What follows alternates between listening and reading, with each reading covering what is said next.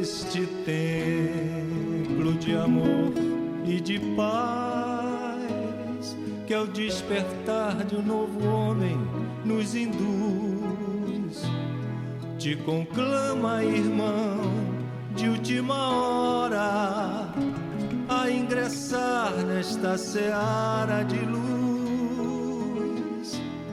Te conclama, irmão, de última hora. Boa noite a todos. Que Jesus, nosso Mestre, nos abençoe e que os bons espíritos possam nos amparar a todos.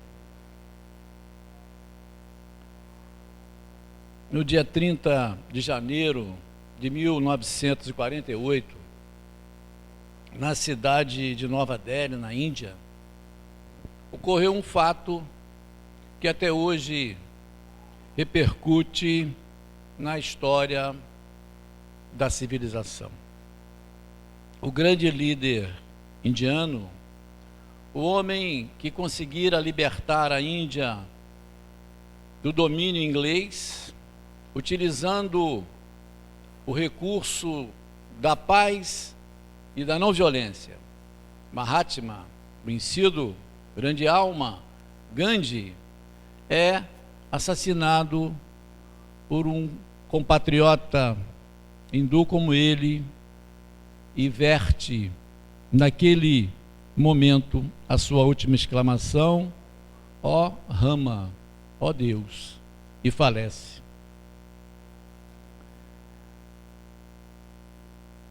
Cabe-nos pensar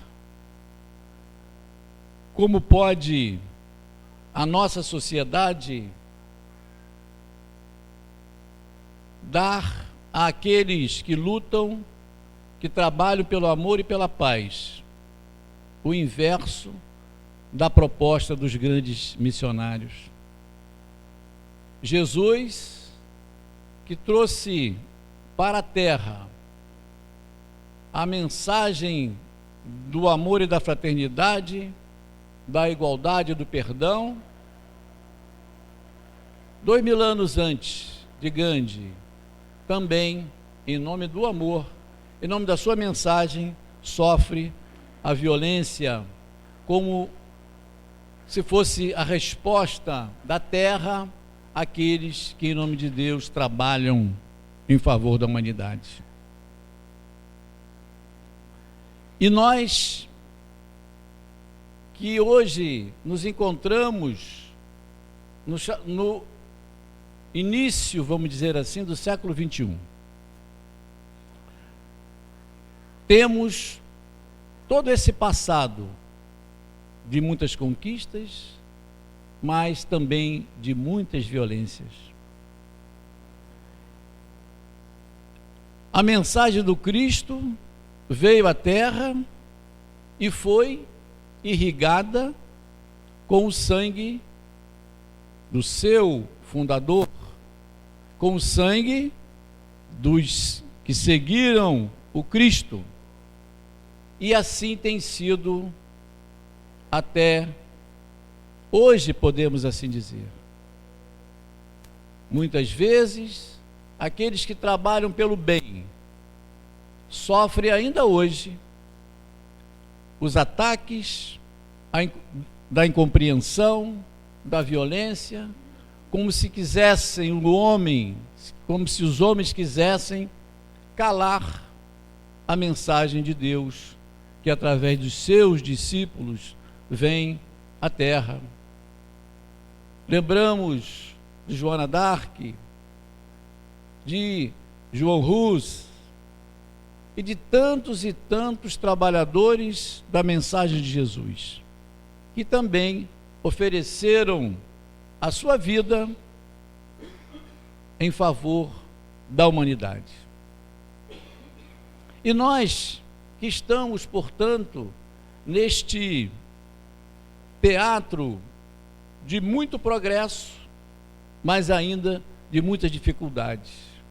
Nós que estamos vinculados à doutrina espírita, sabemos, pelas informações, por aquelas mensagens e pela doutrina codificada por Allan Kardec, que a Terra, ainda um planeta de provas e de expiações, alçará o patamar de um mundo de regeneração.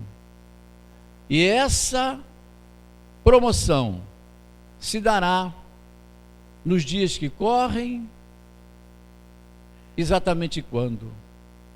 Pelo que nós temos conhecimento e pelas mensagens dos Espíritos, já estamos nesse processo de transformação, que certamente não é um processo de um dia para outro, mas pouco a pouco a Terra vai deixando de lado os elementos da violência, do atraso, da ausência do bem, para caminhar num processo ainda longo de atingir o chamado mundo de regeneração. Jesus, a doutrina espírita nos informa, é o governador da terra. Muito embora a doutrina cristã, vertentes do cristianismo mais antigas, identifiquem Jesus como o próprio Deus, através de um processo de concentração do poder religioso com o poder político. Sabemos nós, pelas palavras do próprio Cristo, que Jesus é o enviado, o Messias, aquele que veio em nome de Deus trazer para nós a redenção, a orientação, constituindo-se no modelo e guia da humanidade. E esse Cristo, que não é Deus, e sim aquele que teve e tem a missão de fazer progredir a terra, a humanidade terrena, teve e tem os seus grandes mensageiros, que em seu nome, após aquela tarde ensolarada em Jerusalém, em que o Cristo demonstrou como o cristão deve ser fiel à sua doutrina.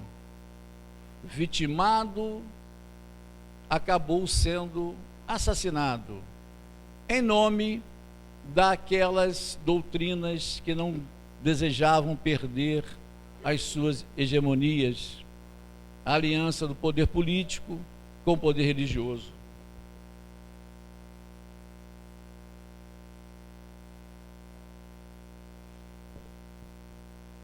Segue o caminhar do cristianismo através de uma série de realizações, e aquela doutrina que era perseguida nos circos romanos acabou sendo a doutrina dominante.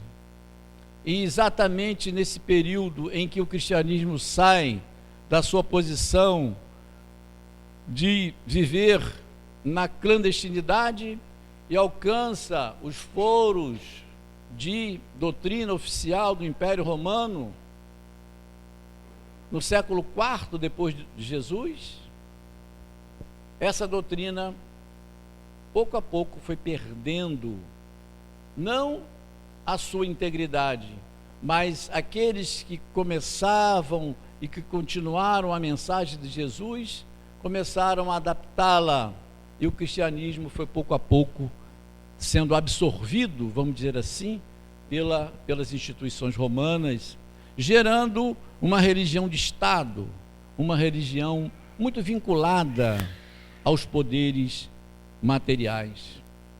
Mas o Cristo sempre remeteu à terra os seus mensageiros. E nós vamos ver, no século XIII, quando a sociedade estava cristalizada no domínio da nobreza, no domínio da igreja, no domínio do cristianismo na vertente oficial, que Jesus tem um grande enviado à terra, batizado João, Giovanni, mas adotado o nome de Francisco, Francisco de Assis. Francisco de Assis vem à terra num período extremamente difícil da sociedade e do pensamento cristão, e traz de volta o pensamento cristão primitivo. Francisco institui como o requisito básico da sua mensagem, na fidelidade ao Evangelho do Cristo, a pobreza, a opção pela pobreza. E a ordem dos chamados franciscanos tem como base a renúncia aos bens materiais. E ficou célebre na velha Úmbria, quando Francisco, defrontado com as exigências paternas da distribuição que fazia dos bens, despe-se de tudo e sai às ruas da pequenina Assis, sem qualquer indumentária, porque tudo aquilo pertencia ao seu genitor, e traz de volta o frescor do Evangelho, traz de volta a ideia da relevância do Espírito sobre a matéria.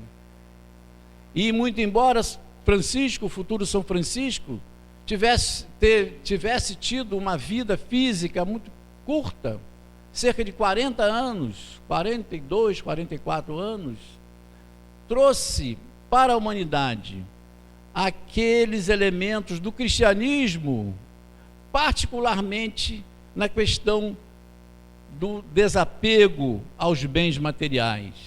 E Francisco, portanto, foi o irmão de todos, dos doentes, dos desamparados, o irmão de toda a humanidade. E a sua integridade moral, a mensagem extraordinária que apresentou como discípulo verdadeiro de Jesus, foi a grande luz que iluminou os céus da chamada Idade das Trevas, da chamada Idade Média. E nós vemos hoje, na Terra, no século XXI, também um outro Francisco, o Pontífice Francisco, o Papa Francisco, que busca hoje, na sociedade em que vivemos, renascer, reviver os postulados da humildade, do abandono dos interesses materiais. Ele que a braços com toda a estrutura religiosa e política vem mostrar a necessidade do retorno às origens do cristianismo. São muito conhecidas as falas e a exemplificação do atual Papa, que nós podemos dizer, dentro da visão crítica que a doutrina espírita nos permite, que representa um discípulo dileto do Cristo, que vem trazer à humanidade atônita pela violência, pela ausência de fraternidade, a esperança e o conceito de que nós necessitamos do essencial, e que a matéria é um elemento transitório e que o que realmente é imperecível são as conquistas do Espírito. O Papa Francisco, na vertente do catolicismo, trazendo de volta, dentro das suas limitações institucionais, a mensagem da humildade, da pobreza, da pobreza individual, do desapego dos bens materiais. E nós poderíamos também dizer Francisco de Assis, Francisco Jorge Bergoglio, o Papa, Francisco Cândido Xavier. Mais um Francisco que a grande maioria dos brasileiros conhecem, particularmente os espíritas, que veio trazer para o pensamento religioso a visão, a ligação com a ideia cristã da humildade, da pobreza no sentido do desapego dos bens materiais. Porque o Evangelho, quando Jesus disse que é mais fácil um camelo, uma corda, passar pelo fundo de uma agulha do que um rico entrar no reino dos céus, não estava o mestre condenando a riqueza, estava advertindo para o apego que nós realizamos quando detemos os bens materiais. A riqueza é um instrumento do progresso, mas o apego à riqueza não é um instrumento do progresso, porque nos desvirtua daquelas bases cristãs, da humildade, da fraternidade, da igualdade, do bem. E Francisco Cândido Xavier, um terceiro Francisco, demonstrou a excelência da sua convicção religiosa, da sua vivência cristã, e trouxe, dentro dessa disposição de realizar o bem, a maior obra espiritual que nós conhecemos. Porque a obra de Francisco Cândido Xavier, quando, utilizando da mediunidade, consegue trazer para a terra a mensagem dos espíritos, numa fidelidade que impressionou inclusive os membros da Academia Brasileira de Letras, que identificaram naquela clareza a poesia dos imortais na sua obra mediúnica, chamada Parnaso de Além Túmulo, que inaugurou em 1927 esse intercâmbio ostensivo no Brasil com o mundo espiritual.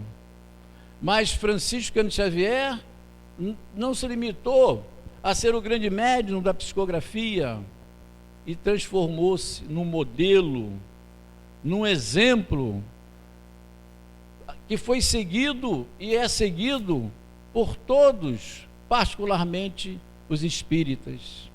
A assistência social, o amparo aos menos favorecidos materialmente e espiritualmente, muito deve a esse homem humilde, simples, que uma certa vez, na sua peculiaridade de visão, assina num livro, ele que quase atingiu a marca de 500 livros, das mais diferentes visões, poesia, filosofia, ciência, prosa, inaugurou na Terra, vamos dizer assim, o chamado Correio de Luz, onde pessoas desencarnadas, muito particularmente jovens, vinham trazer do além, através da psicografia, da mediunidade, o relato da imortalidade para os seus que aqui ficaram, e completamente inconformados com aquela separação dolorosa. E Francisco Cândido Xavier inaugura esse correio de luz, trazendo a consolação para inúmeras e inúmeras pessoas. Recentemente, ouvi no programa de rádio a avó de um dos adolescentes que foi vitimado naquela chamada chacina de Realengo, onde aproximadamente mais de 20 adolescentes foram mortos há cerca de 3 anos atrás, 4 anos atrás, no Rio de Janeiro. A avó de uma adolescente dizia que, muito embora ela tivesse recebido as indenizações que o governo conferiu pela tragédia, para ela a vida não tinha mais sentido, porque ela havia perdido a sua neta. Então, daquela data para cá, ela vivia com razoável conforto, fruto até da indenização material que havia recebido, mas não via na sua vida sentido algum. Eu imaginava e imagino a falta que é do conhecimento espírita na informação de que, em verdade, aquele ser não se perdeu, aquela individualidade não se dissolveu, aquele espírito, aquela neta querida, vive, mantém a sua identidade, a sua individualidade, os seus amores, as suas aspirações, numa dimensão para a qual todos nós iremos. E quão seria para essa avó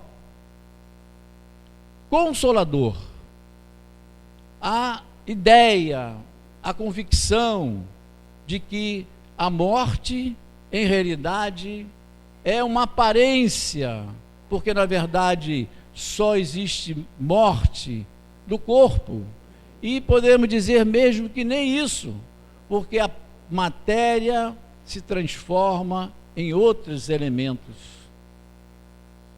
Então, meus amigos, o Evangelho de Jesus recebeu da doutrina espírita a atualização para que aquelas ideias que Jesus havia dito, mas que não podia ou que não seria compreendido, essa doutrina espírita atualiza, moderniza, interpreta com mais correção aqueles ensinamentos do Cristo, particularmente no campo da sobrevivência da alma, porque todas as religiões atestam a sobrevivência da alma. Essa nossa avó, certamente, diante do seu credo religioso, terá o conforto de que não há morte, mas vinculada a uma ausência de certeza, porque não se pode provar a imortalidade. Diríamos nós, não se podia provar a imortalidade até que, no ano de 1857, 18 de abril de 1857, no mês de abril em que nos encontramos, o mundo espiritual viesse atestar, através do Livro dos Espíritos, de todas as obras posteriores, a realidade do mundo espiritual. E a morte pôde ser decifrada no sentido da sua inexistência. A ciência, e por isso a doutrina espírita é uma doutrina religiosa, com base científica, com vertente filosófica, que logra a prova da imortalidade. Entre tantas pesquisas que foram realizadas, essa pesquisa, ou esse trabalho de Francisco Cândido Xavier, quando traz de volta, e outros médiuns, do além, aqueles seres que mortos estariam ou estão, mas vivos se encontram em realidade.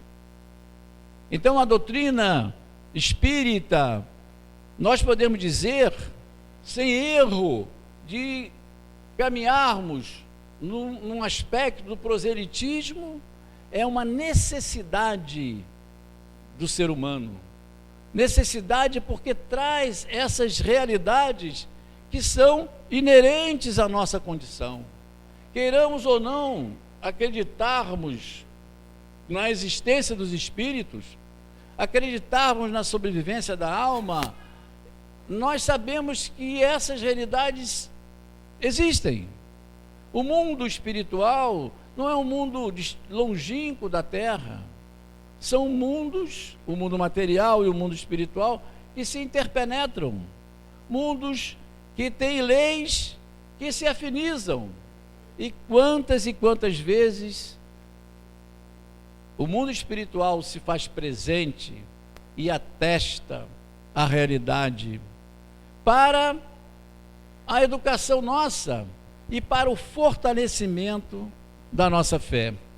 Por isso que Kardec cunhou uma frase muito conhecida, de que a fé verdadeira só será assim entendida se puder enfrentar a razão em todos os momentos, em todas as circunstâncias da humanidade, em todas as circunstâncias que se apresentarem. Então nós, quando incursionamos nessa doutrina que traz novamente para a Terra a visão profunda dos ensinamentos de Jesus. Certa feita, fazendo uma palestra em que haviam muitos irmãos de outras religiões, nós, talvez desejando fazer algum tipo de humor, no sentido de apresentar a doutrina espírita, dissemos que a primeira sessão espírita foi realizada no Monte Tabor, com Jesus e 2 espíritos desencarnados, 2 mortos, Elias e Moisés. Livro do Evangelho. Jesus subiu ao monte com Pedro, Tiago e João, e lá ele entra num estado de profunda concentração, as suas vestes se transformam, a sua figura adquire uma clareza extraordinária, um brilho, que os discípulos ficaram impactados, e 2 mortos ilustres vêm e se materializam à presença de Jesus. Com ele dialogam,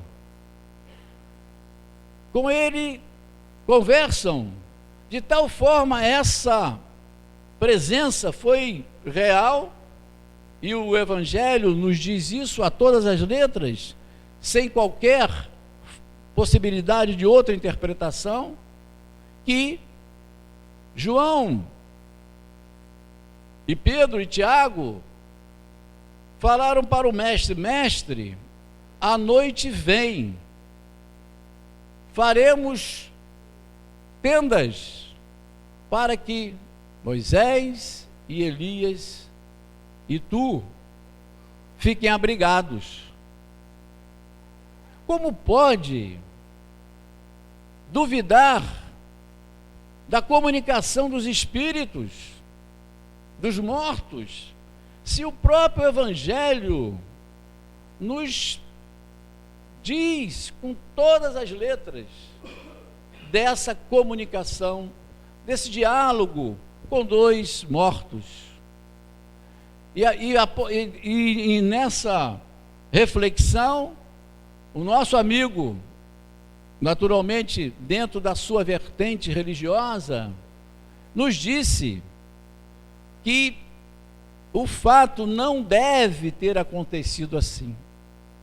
Mas a Bíblia, o texto do Evangelho é tão claro que apenas ficou-se nessa impossível não ter acontecido assim. E muitas outras palavras do Cristo que, por uma série de razões, acabaram sendo eliminadas do contexto do cristianismo.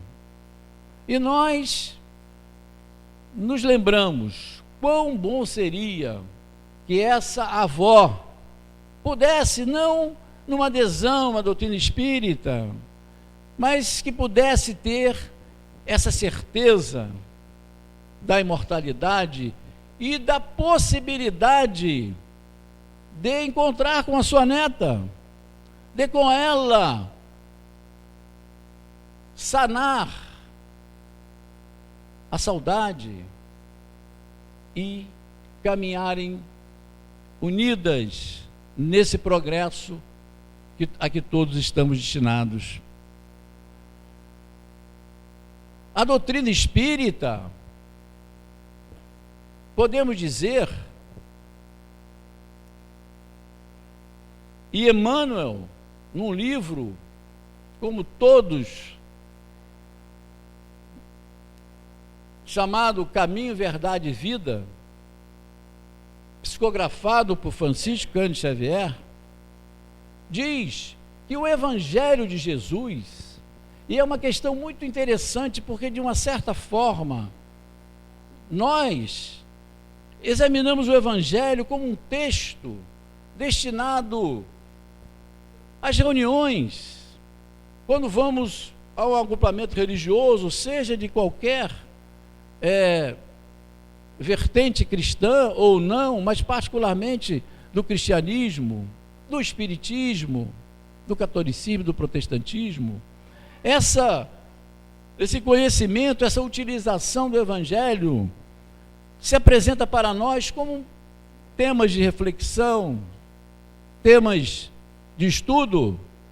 Mas Emmanuel diz que o Evangelho é um roteiro para a nossa vida atual, física, para a nossa vida social, para a nossa vida política, para a nossa vida no trabalho, para a nossa vida familiar. Não é um roteiro, um breviário para reflexões tão somente, muito embora as reflexões sejam importantes, mas o Evangelho, essas regras que Emmanuel compara a um colar de pérolas, em que cada pérola tem o seu valor, é um roteiro diário da nossa existência.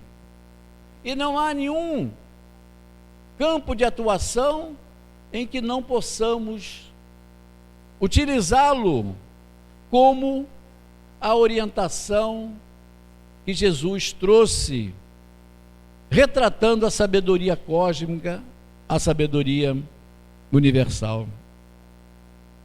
Então, a doutrina espírita, que veio trazer essas interpretações do texto evangélico, que poder-se-á dizer, mas existem contradições. São 4 evangelhos, foram escritos na língua, inicialmente, alguns, como o Evangelho de Mateus, na língua judaica, muitas vezes algumas cópias na língua, num dialeto aramaico, judeu. Posteriormente passaram para o grego, passaram para o latim, passaram para as interpretações, para as línguas modernas, e muitas daquelas pérolas acabaram sendo encobertas pelas interpretações humanas, que os tradutores, bem ou mal intencionados, acabaram realizando. Por isso é que Allan Kardec, quando compôs o Evangelho segundo o Espiritismo, o fez na parte moral, naquela parte em que quaisquer diferenças não têm maior relevância. E a doutrina espírita traz a leitura do Evangelho através não da mão ou da boca dos homens, mas da interpretação dos espíritos superiores, libertos das influências, dos arranjos para justificar determinadas posições. Não é sem razão que o livro básico da doutrina espírita se chama o Livro dos Espíritos, o livro que os espíritos ditaram aos médiuns, liberados de interpolações, de interpretações humanas, porque a Terra já estava num estágio de poder receber aqueles ensinamentos na sua autenticidade de interpretação. São os espíritos, os mortos que vêm e atestam e orientam a Allan Kardec, e ele faz todo um trabalho de sistematização para que aqueles ensinamentos pudessem vir até nós, liberados dos interesses sociais, dos interesses religiosos e até mesmo de interesses políticos, porque nós sabemos que, por exemplo, a reencarnação, a ideia de que nós vivemos ontem no corpo físico, após a nossa morte retornaremos em outro corpo físico, a ideia da reencarnação era uma ideia evangélica. Os primeiros cristãos, até o ano de 545, eram reencarnacionistas. Por quê? Porque Jesus asseverava, não a palavra reencarnação, que é uma palavra moderna, mas no seu célebre diálogo com Nicodemos, o que ele diz? É necessário, e Nicodemos era um erudito, o que ele precisava fazer para alcançar a salvação, a vida eterna, o reino de Deus. Ele procurou Jesus à noite, certamente como sacerdote, para que não pudesse ser visto. E aí nós vamos ver toda a gênese da futura morte do Cristo. Nicodemos procura Jesus reservadamente e inquire ao mestre o que ele precisava fazer como homem das leis, homem religioso, para alcançar a salvação. Ele acreditava na mensagem do Cristo. E Jesus diz que era necessário nascer de novo. A reencarnação.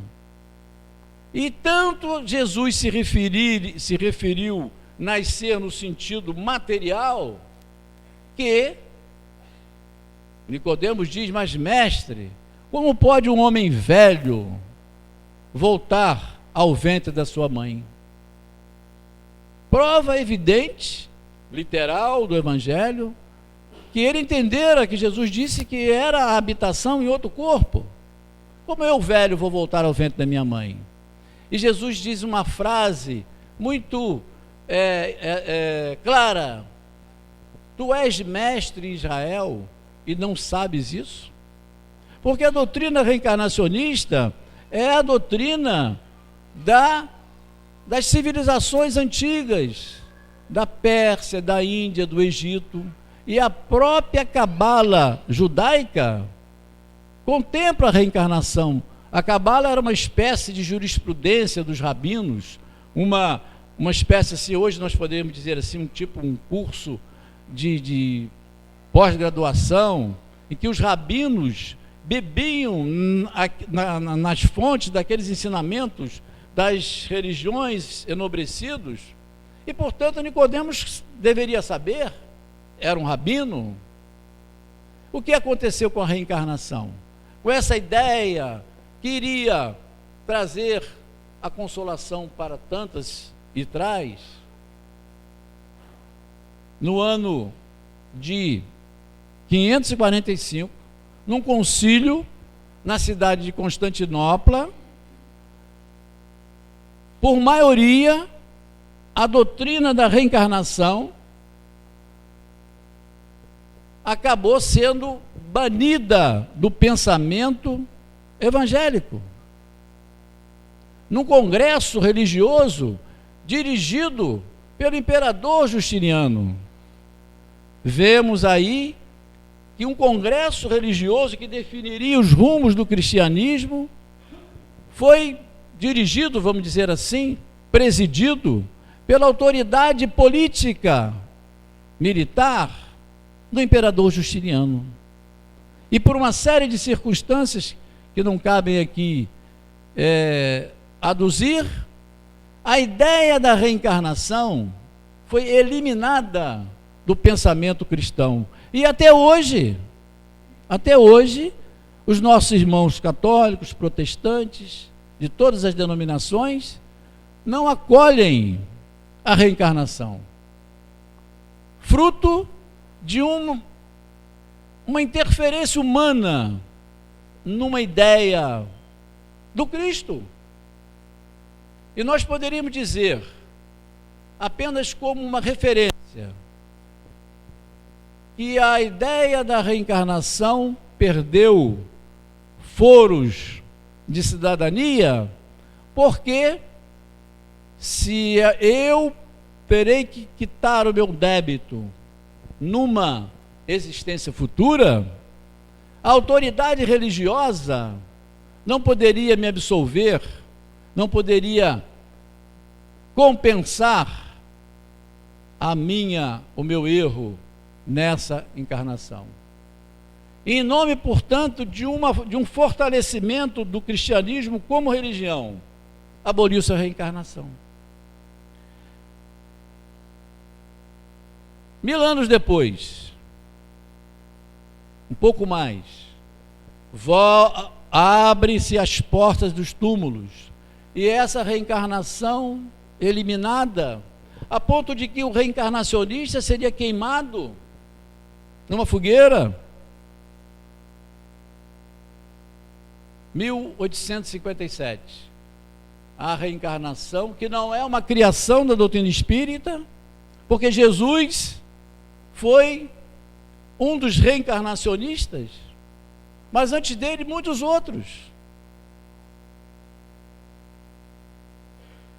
Nós lembramos de um homem extraordinário do século XV, que habitou, que hoje seria a Eslovênia, a antiga Tchecoslováquia, na época chamada Boêmia, um sacerdote católico chamado João Hus, no século XV, que dizia na igreja de Belém, na cidade de Praga, a Viena, a Paris da Europa Oriental, que a autoridade, dizia esse sacerdote católico, João Hus, que a autoridade religiosa do Papa, dos cardeais, só deveria ser acolhida se estivesse de acordo com o Evangelho de Jesus. Hus dizia que o líder religioso só deve ser seguido se a sua mensagem estiver de acordo com o Evangelho.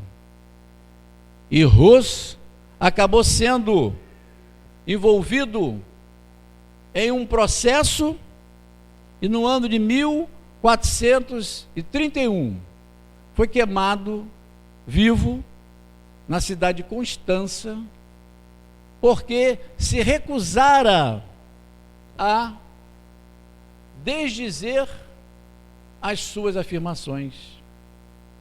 Foi queimado, suas vísceras foram incendiadas, transformadas em pó e jogadas no rio Reno, para que nada mais sobrasse ou restasse do seu corpo. Quando sabe-se, e Hus sabia, que a realidade é do espírito, o perecimento material não tem um significado real e existencial, mas a visão materialista, em nome de um concílio, o famoso concílio de Constança, imolou um dos arautos da vivência cristã. A nossa conduta espírita, a nossa conduta religiosa, só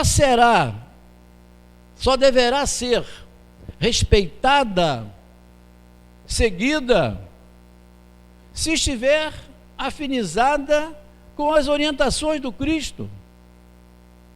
Por isso é que Emmanuel diz que o Evangelho é o roteiro para toda a nossa existência, não somente para momentos da nossa existência. E nós sabemos das dificuldades extraordinárias que temos em seguir esse Evangelho. Por isso que Allan Kardec, no Evangelho segundo o Espiritismo, ele define o espírita como aquele que se esforça, não aquele que é perfeito, porque sabemos que não existe perfeição, nem aquele que se aproxima da perfeição, mas mostrando que o homem é um ser em evolução. Então, o espírita ou cristão deve ser aquele, entendido como aquele que se esforça para vencer as suas mazelas, os seus desequilíbrios, para se esforçar, para que reconhece as suas deficiências e se esforça para vencê-las. É um pensamento muito lúcido, muito gratificante, porque nos dá o horizonte de que nós somos os construtores da nossa felicidade ou da nossa infelicidade. E a certeza de que não estamos desamparados.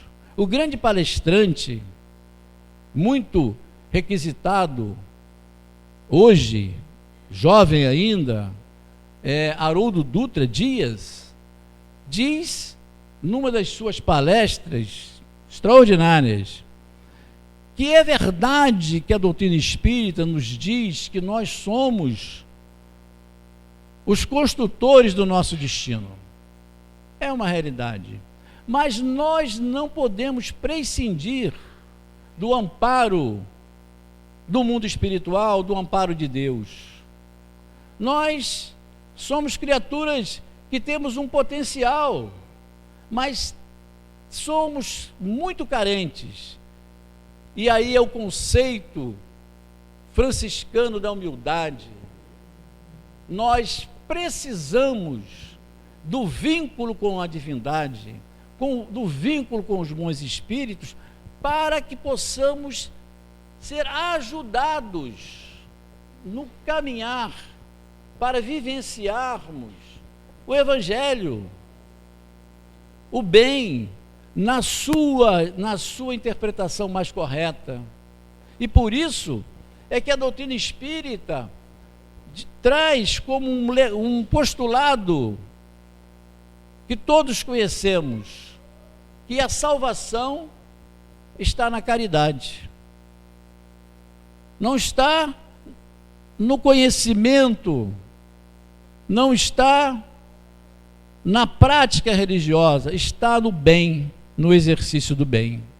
Porque se nós estivermos afinizados com o bem, nós estaremos com o conhecimento, com o discernimento, porque essa qualidade, essa caridade no seu sentido mais profundo, do exercício do bem, para conosco também, a caridade também conosco, reconhecendo as nossas deficiências, para que nós possamos, dessa consciência da nossa imperfeição, extrairmos as perfeições de Gandhi, de Hus, de Madre Teresa e de todos os vultos que vêm ornamentando esse panteão de heróis da Terra. Não desconhecemos as graves dificuldades do mundo de hoje. Estamos todos vinculados a extremos desafios, mas podemos ter a certeza de que a barca da terra é dirigida pelo nauta que não erra, pelo Mestre Jesus. E os seus marinheiros são esses apóstolos do bem que vão conduzindo sem possibilidade de sossobrar a barca que compõe as nossas existências. Tal qual aquele momento em que Jesus, na barca atropelada de Simão Pedro pelos vendavais, pela tempestade, dominou os mares. Então, é esse Cristo extraordinário que nos convida a todos, desde os princípios da terra, a sermos pessoas que estejamos vinculados à prática do Evangelho. Não na feição meramente religiosa, mas ao exercício do bem, porque o bem é a lei universal que resume todo o progresso, para que um dia, quando nós daqui sairmos, possamos, ao apresentar a nossa bagagem na aduana do mundo espiritual, que ela seja de bons valores para o nosso equilíbrio e para a felicidade do nosso Mestre Jesus, que certamente muito se alegra com a ovelha perdida que retoma ao seu redil. Que Jesus nos abençoe e que os bons espíritos estejam conosco hoje e sempre.